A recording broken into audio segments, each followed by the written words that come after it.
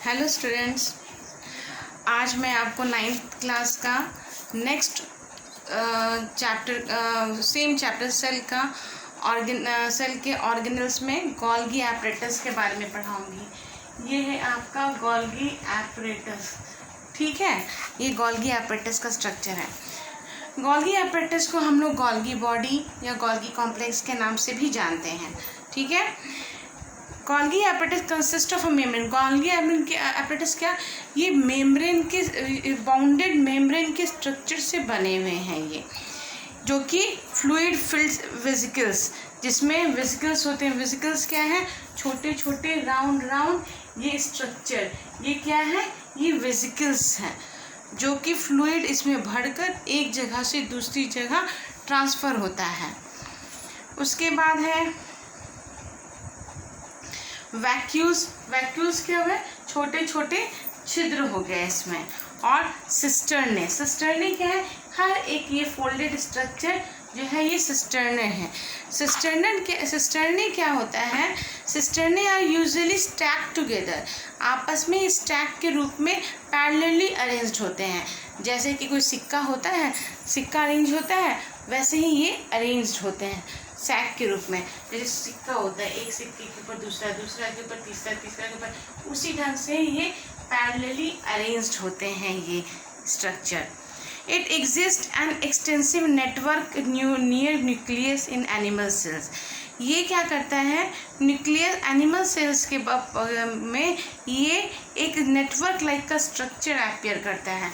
इसी वेसिकल्स में फ्लूइड भरे होते हैं। कौन से फ्लूइड, जो जैसे कि प्रोटीन हो गया, मिल्क, लैक्टोप्रोटीन हो गया, मेलानिन हो गया, एंजाइम्स हो गए, ये सभी को ट्रांसफ़र इसी वेसिकल्स के थ्रू ही होता है। यही वेसिकल्स यहाँ से लेकर उसका टारगेट जहाँ होता है वहाँ उसको पहुँचाता है। It exists an extensive network in the nucleus. The plant cells contain many वहीं पे प्लांट सेल्स में बहुत छोटे छोटे सब यूनिट्स के रूप में गोल्गी एपरेटस पाए जाते हैं, जिसको डिक्टियोसोम्स कहते हैं। सिस्टर्नी जो होता है वो स्टैक के रूप में अरेंज्ड होता है। ये 1 2 3 4 ऐसे स्टैक के रूप में अरेंज होते हैं।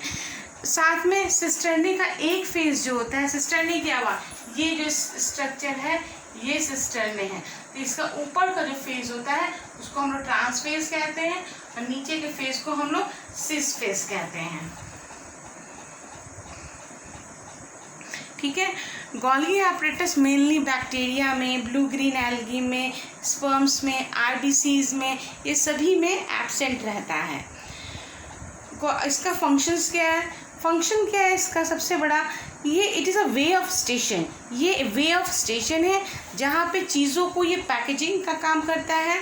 पैकेजिंग के बाद उसको टारगेट के पास डिस्पैच करता है। जैसे कि कुरियर सर्विस हमारे यहाँ आता है कोई सामान को लेकर, तो उसी ढंग से ये काम करता है। ये पैकेजिंग का काम करता है और उसके बाद उसको डिस्पैच करता है। गोल्गी एपरेटस प्रोड्यूसेस वैक्यूल्स और secretary vesicles.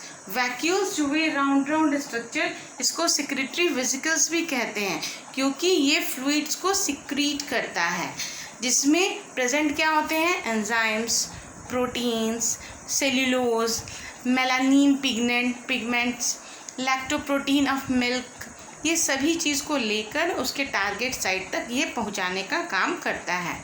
Golgi apparatus is also involve in the synthesis of cell wall, plasma membrane and lysosome. वहीं पे गोल्गी एपरेटस जो होता है वो सेल वॉल के सिंथेसिस में सिंथेसिस क्या हुआ, बनाने के काम में, सेल वॉल के, प्लाज्मा मेम्ब्रेन के, लाइजोसोम के बनाने, सिंथेसिस करने के काम में भी आता है। बस इतना ही आपको लिखना है। एक तो थोड़ा सा दो चार पॉइंट हो गया गोल्गी के स्ट्रक्चर के, उसके जो पॉइंट्स हैं वो वेसिकल्स, सिस्टर्ने, उसके बाद उसका ट्रांसफेज, सिसफेज, इसके बारे में, वेसिकल्स के बारे में लिखना है, और उसके बाद उसका फंक्शंस लिख देना है। नेक्स्ट है आपका लाइजोसोम।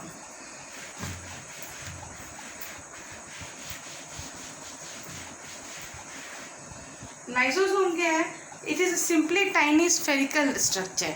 ये simply spherical structure, sac like structure होता है, यानी कि छोटे छोटे राउंडेड स्फेरिकल स्ट्रक्चर होते हैं जो कि साइटोप्लाज्म में इवनली डिस्ट्रीब्यूटेड होते हैं, यानी सब जगह एक समान डिस्ट्रीब्यूटेड होते हैं।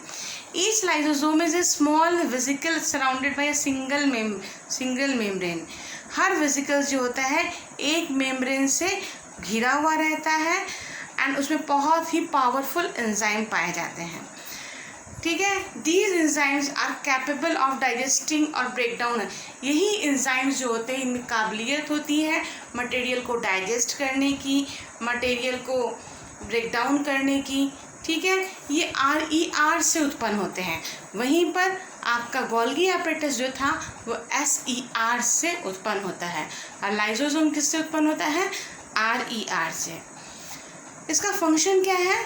लाइसोसोम जो होते हैं serve as intracellular digestive system, इसलिए इसको, ये सेल के अंदर के ही मटेरियल को खाते हैं, इसलिए इसको डाइजेस्टिव बैग्स भी कहा जाता है। दे डिस्ट्रॉय द, साथ में जो भी मटेरियल फॉरेन बाहर से आता है जैसे बैक्टीरिया, वायरस, ये सभी को ये मारकर समाप्त कर देता है, इसलिए ये डाइजेस्टिव बैग्स कहलाता है। साथ में लाइसोसोम में सेल में जो भी वॉर्न आउट सेल्स होते हैं, साथ में सेल्स ऑर्गेन जो वॉर्न आउट सेल्स होते हैं, जो पुअरली वर्किंग सेल ऑर्गेनल्स होते हैं, ये सभी को क्या करता है? ये समाप्त करता है, उसको रिप्लेस करता है, उसके जगह पे नए सेल्स, नए ऑर्गेनल्स को रिप्लेस करता है, इसलिए इसको सेल्युलर हाउसकीपर भी कहा जाता है, गार्बेज डिस्पोजेबल सिस्टम भी कहा जाता है। जब सेल्स, एक और इसका फंक्शन है, जब ब्रेकडाउन, सेल्स का ब्रेकडाउन होता है तो सेल डैमेज हो जाते हैं, तो लाइसोसोम बर्स्ट करके अपने ही सारे सेल कंटेंट को खाना स्टार्ट कर देता है, जिसके कारण इसको सुसाइडल बैग भी कहा जाता है। During breakdown of cell structure, when cell get damaged, lysosomes में burst and the enzymes eat their own cells, so this is also known as suicidal bag, यानी इसको suicidal bag के नाम से जाना जाता है। अब नेक्स्ट टॉपिक हमें पढ़ना है माइटोकॉन्ड्रिया एंड प्लास्टिड, इसको नेक्स्ट क्लास में।